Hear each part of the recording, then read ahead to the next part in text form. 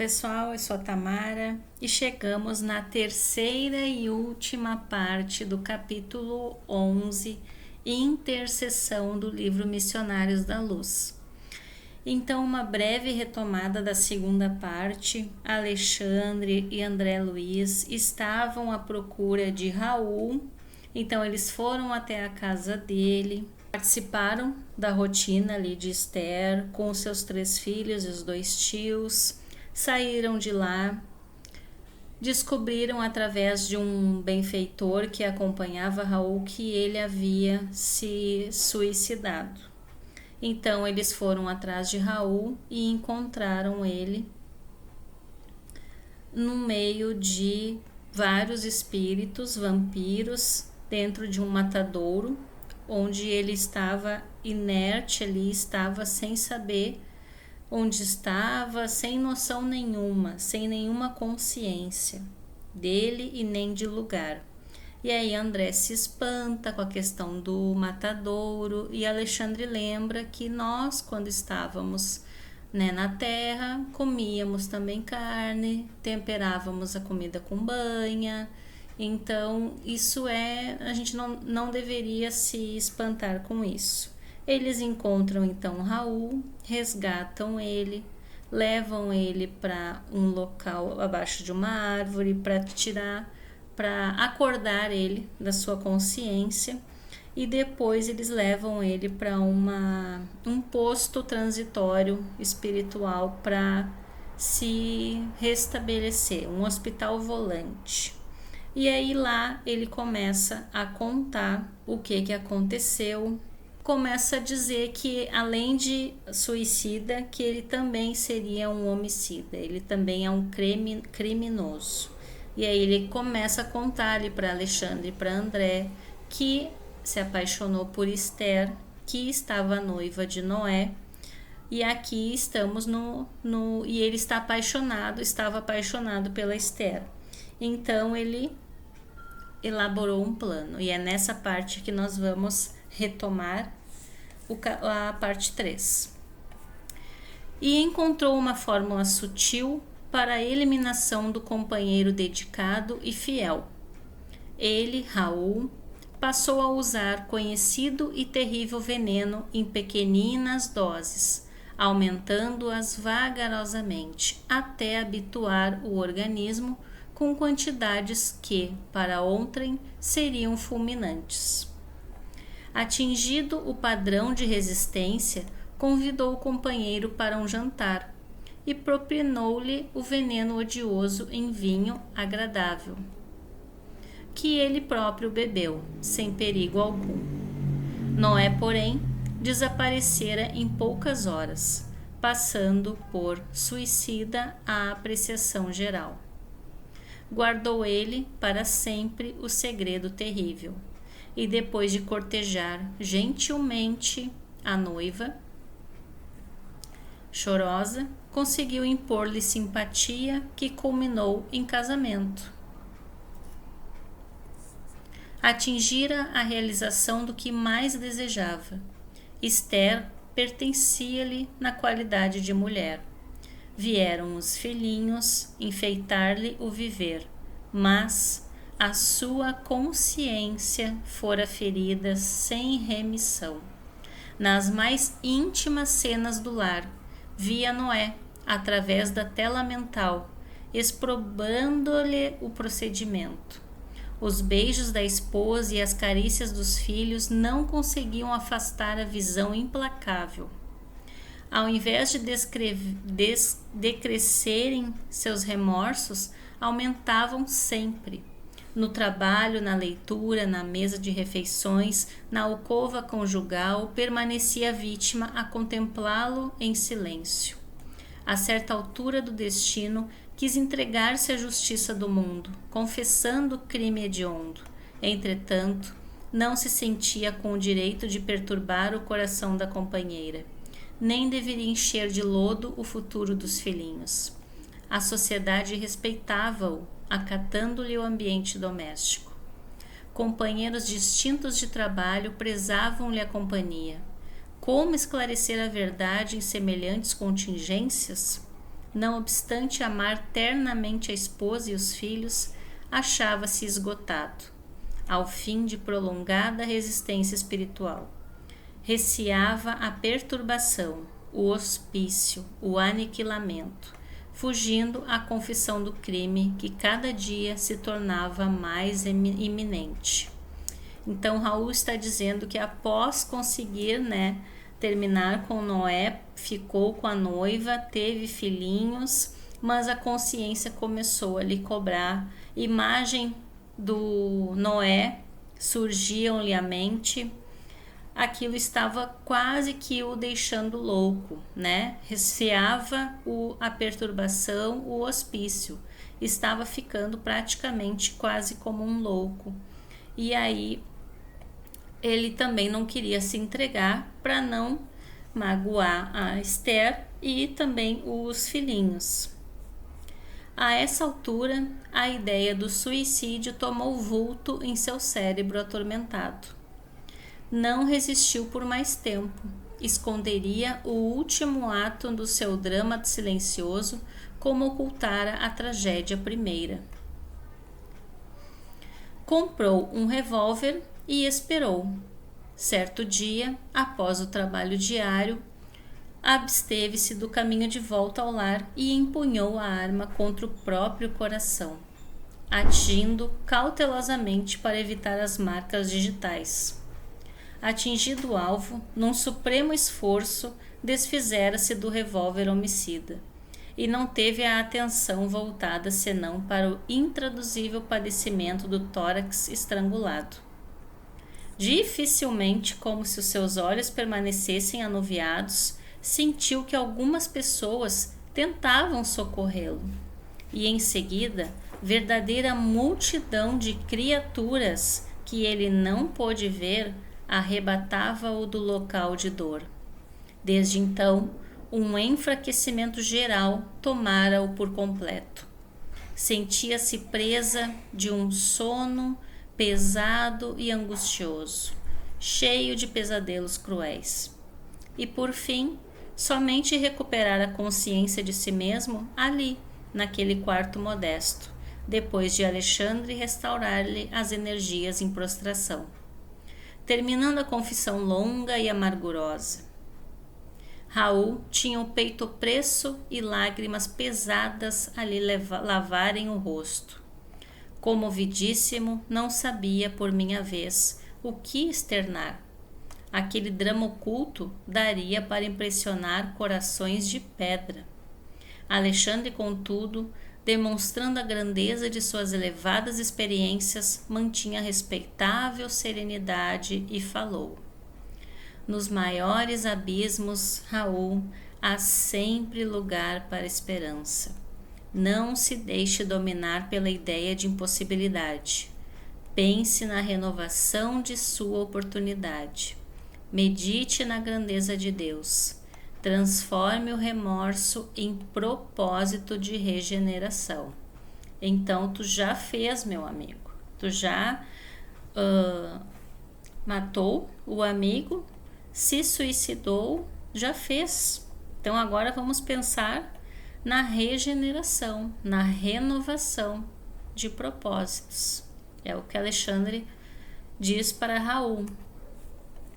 E após ligeira pausa, enquanto o infeliz se debulhava em pranto, o mentor prosseguiu: em verdade, seus males de agora não podem desaparecer milagrosamente. Todos faremos a colheita compatível com a semeadura, mas também nós, que hoje aprendemos alguma coisa, já passamos vezes inúmeras pela lição de recomeçar. Tenha calma e coragem, diz Alexandre. Em seguida, Alexandre passou a notificá-lo relativamente à causa de nosso interesse, explicando-lhe que o trabalho de auxílio fraterno fora iniciado através de orações da esposa carinhosa e desolada. Deu-lhe notícias dela, dos filhinhos e dos velhos tios. Falou-lhe das saudades de Esther e de sua ansiedade para vê-lo. Ainda que fosse em ligeiro minuto, em ocasião de sono do veículo físico. Em ouvindo as derradeiras informações, o suicida pareceu reanimar-se vivamente e observou: ai, não sou digno. Minha miséria acentuar-lhe-ia as dores. O orientador, porém, afagando-lhe paternalmente a fronte, prometeu intervir e solucionar o problema. Retiramo-nos de novo e, percebendo minha profunda admiração, Alexandre ponderou: no pequeno drama em observação, meu amigo, você pode calcular a extensão e complexidade de nossas tarefas nos serviços intercessórios. Os nossos companheiros encarnados pedem-nos por vezes determinados trabalhos, muito distantes do conhecimento das verdadeiras situações. Para a sociedade humana, Raul é uma vítima de sicários ocultos, quando é apenas vítima de si mesmo. Para a companheira, é o marido ideal, quando foi criminoso e suicida.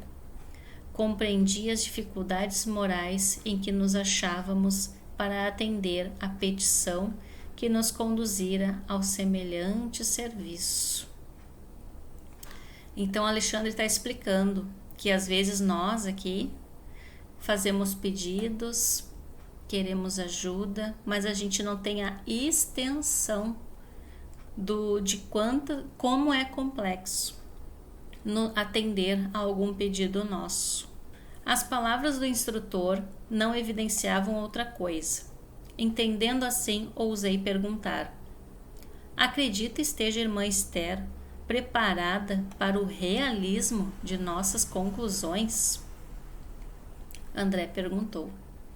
E Alexandre respondeu: somente são dignos da verdade plena os que se encontrem plenamente libertados das paixões. Esther é profundamente bondosa, mas ainda não alcançou o próprio domínio. Não possui as emoções, antes é possuída por elas. Em vista disso, de modo algum lhe poderíamos dar o conhecimento completo do assunto. Está preparada para a consolação, não para a verdade. As afirmativas do instrutor chocaram-me de certo modo. De que maneira omitir os pormenores da tragédia? Não seria faltar à realidade? Por que processo confortar a esposa saudosa, ocultando-lhe o sentido verdadeiro dos acontecimentos? André acha que o certo é deixar Esther a par de tudo o que aconteceu, né? Porque não pode lhe faltar com a verdade. E o Alexandre compreendeu e observou: com que direito perturbaríamos o coração de uma pobre viúva na crosta, a pretexto de sermos verdadeiros? Por que motivo tisnar a esperança tranquila de 3 crianças adoráveis, envenenando-lhes, talvez, o destino? Tão só para nos exibirmos como campeões da realidade? Haverá mais alegria em mostrar a sombra do crime que em descobrir a fonte do conforto? André, meu irmão, a vida pede muito discernimento.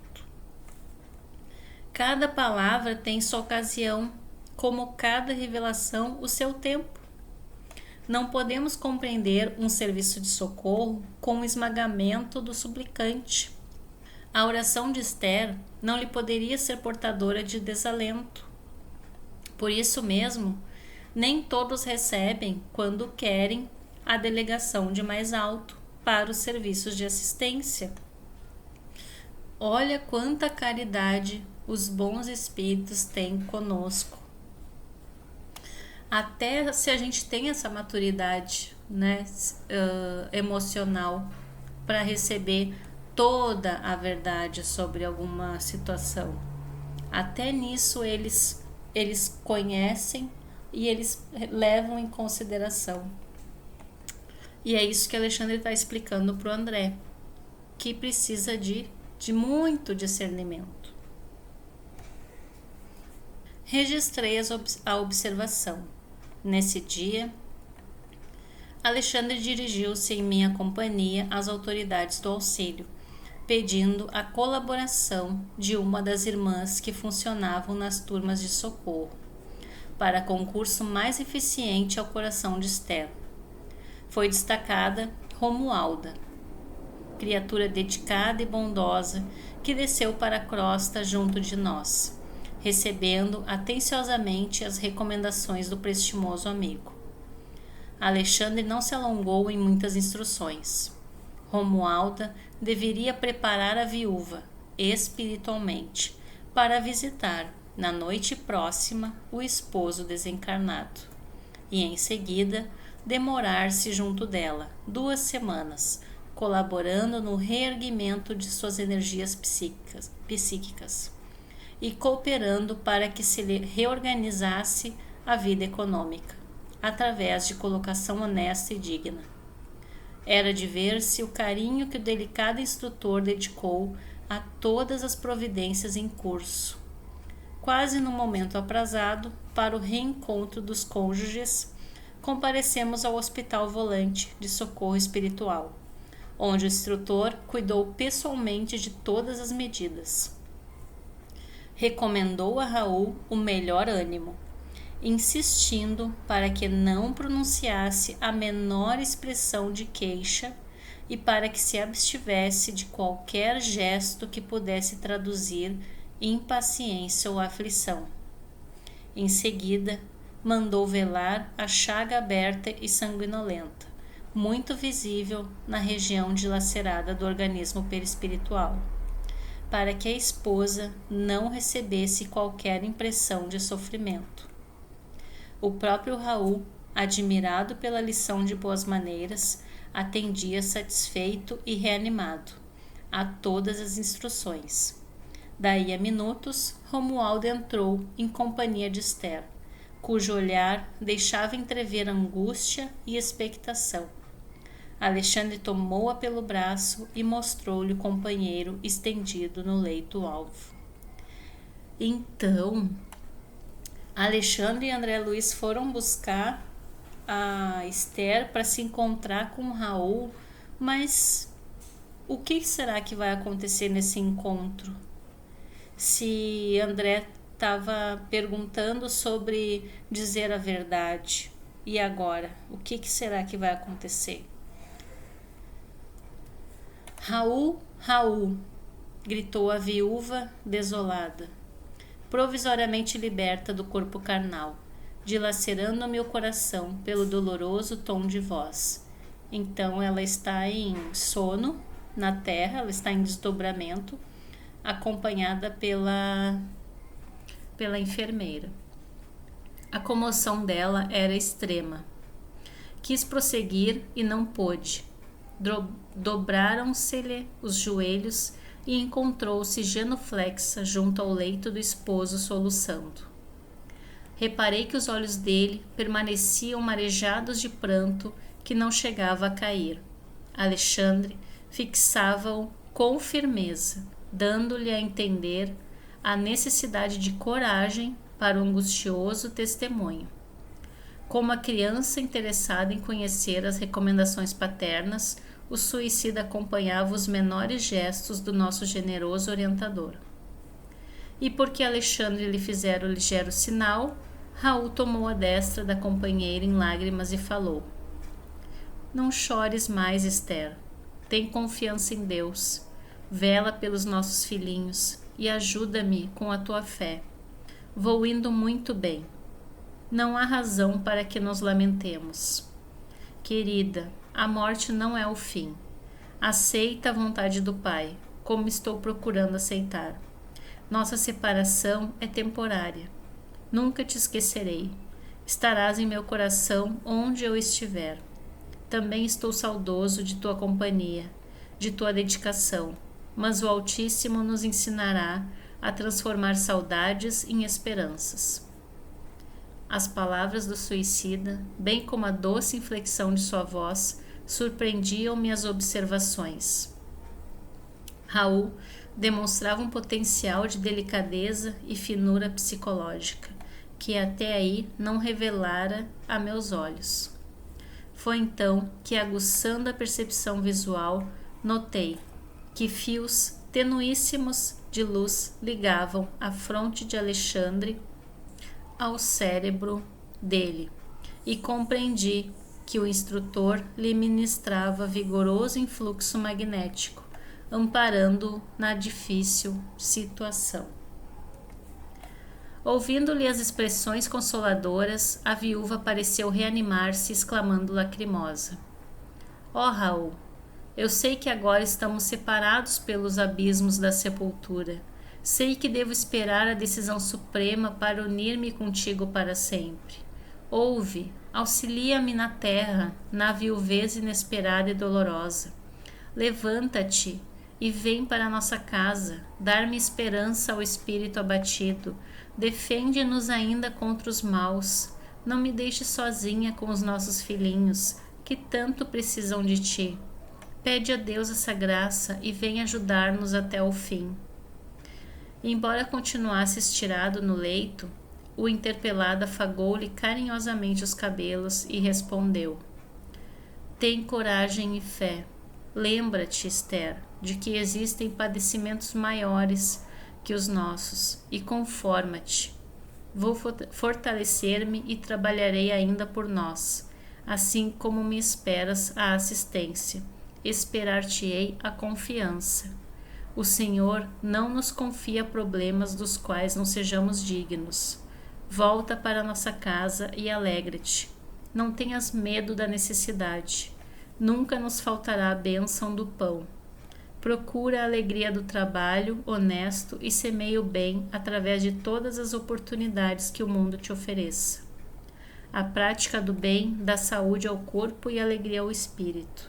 E Deus, que é bom e justo, abençoará nossos filhinhos para que eles sejam felizes ao teu lado. Não te demore mais. Volta confiante. Guarda a certeza de que eu estou vivo e de que a morte do corpo é somente a necessária transformação.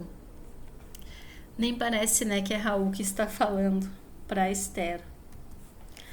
Compreendendo que a oportunidade do reencontro estava a esgotar-se, revelou à ansiosa esposa extrema curiosidade e aflição, fitando o companheiro através de lágrimas, e perguntou: Raul, antes que me vá, dize-me francamente, que aconteceu? Quem te roubou a vida? Notei que o interpelado mostrou no olhar terrível angústia, ante a indagação inesperada. Quis talvez confessar a verdade, fazer luz em torno de suas experiências extintas, mas o socorro magnético de Alexandre não se fez esperar. Jato de intensa luminosidade partiu da mão do orientador, que a essa altura da conversação mantinha sob a fronte do suicida a destra protetora. Transformou-se-lhe a expressão fisionômica, restabelecendo-se-lhe a serenidade e a coragem.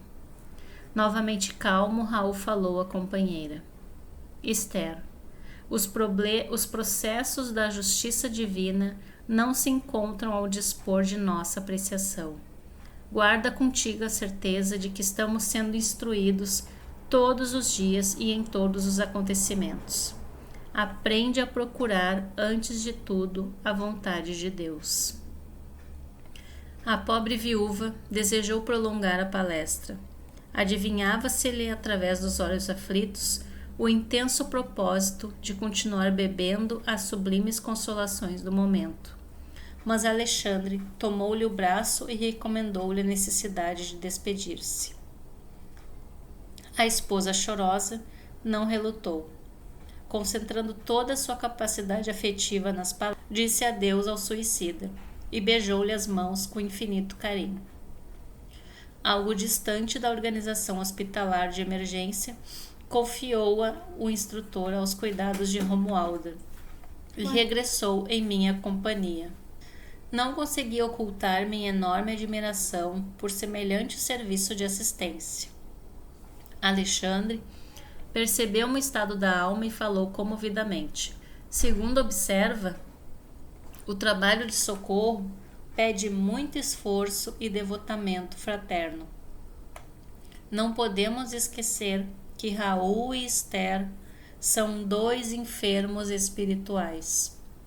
E nessa condição requer muita compreensão de nossa parte.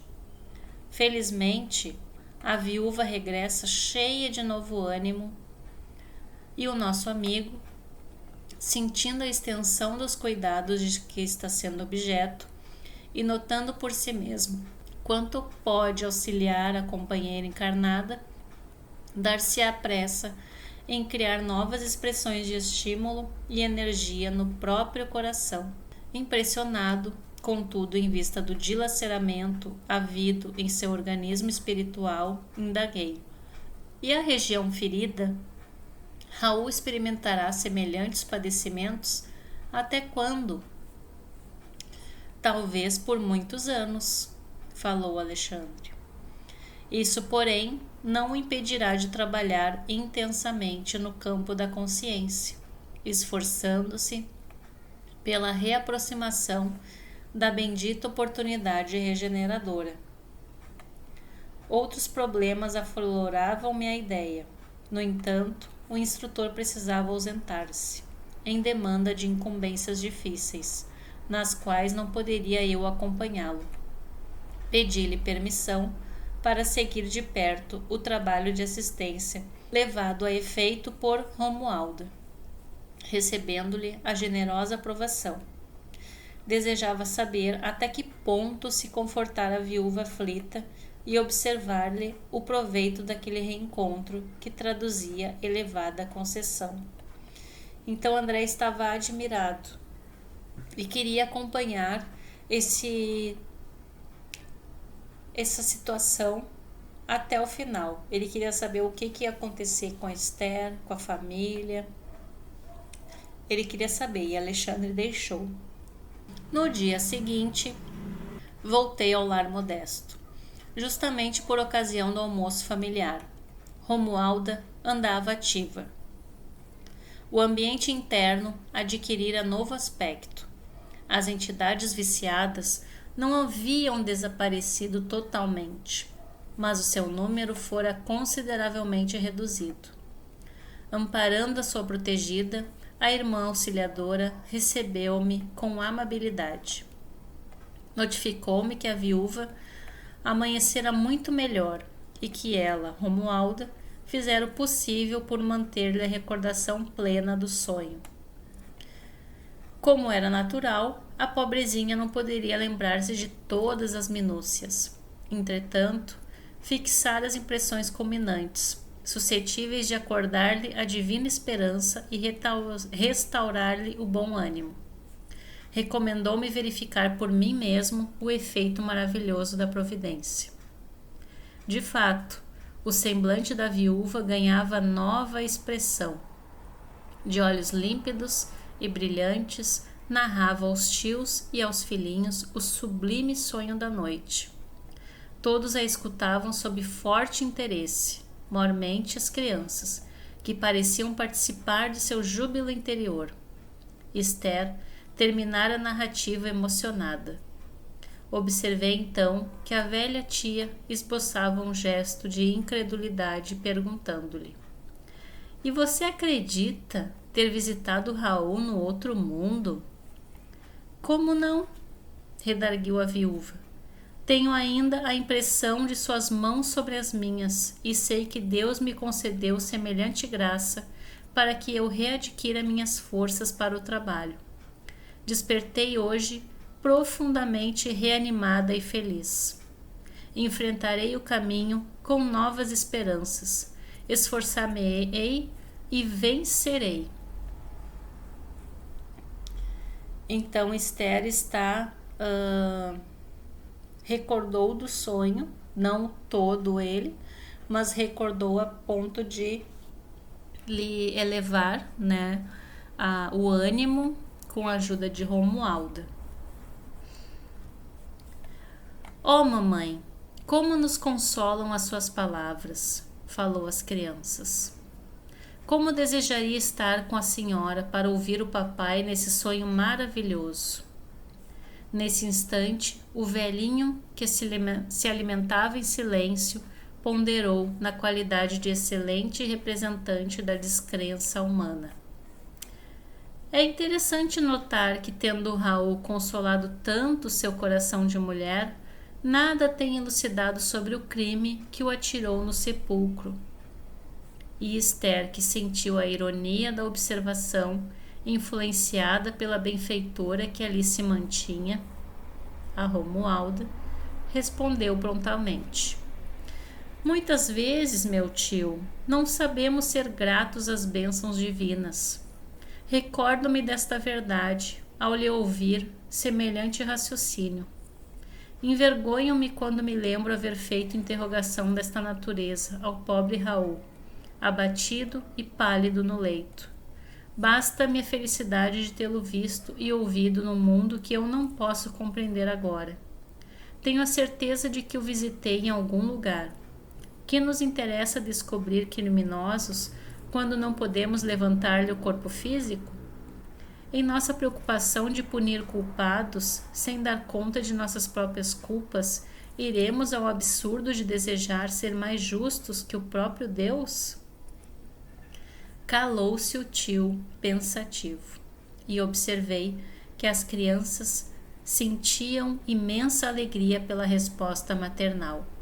O coração de Esther penetrara a zona lúcida e sublime da fé viva, absorvendo paz, alegria e esperança a caminho de uma vida nova.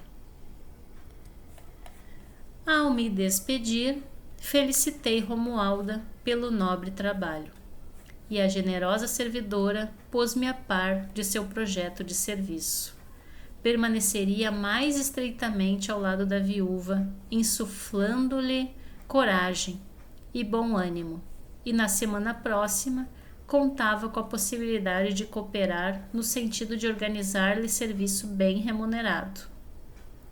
Admirei-me ouvindo o programa, principalmente no que tocava ao auxílio material. Entretanto, Romualda aduziu muito calma. Quando os companheiros terrestres se fazem merecedores, podemos colaborar em benefício deles, com todos os recursos ao nosso alcance, desde que a nossa cooperação não lhes tolha a liberdade de consciência.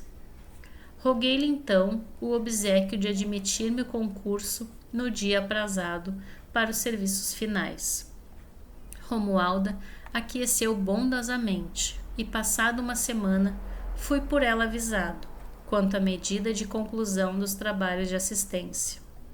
Voltei ao lar da viúva em companhia da digna servidora espiritual que me recomendou.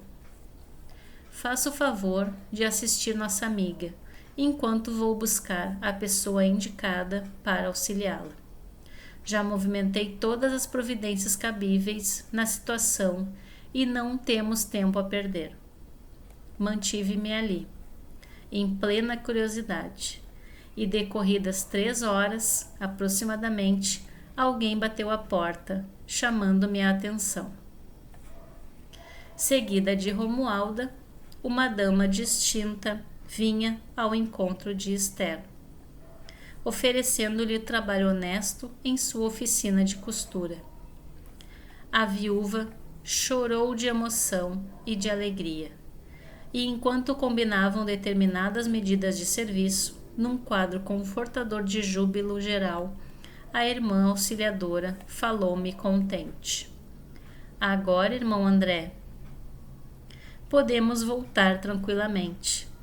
O serviço que nos foi confiado está concluído, graças ao Senhor. Claro que foi o desfecho mais para a Esther, né, que tinha ficado viúva, sem renda para sustentar ali seus filhinhos e os tios, e também queria notícia de Raul.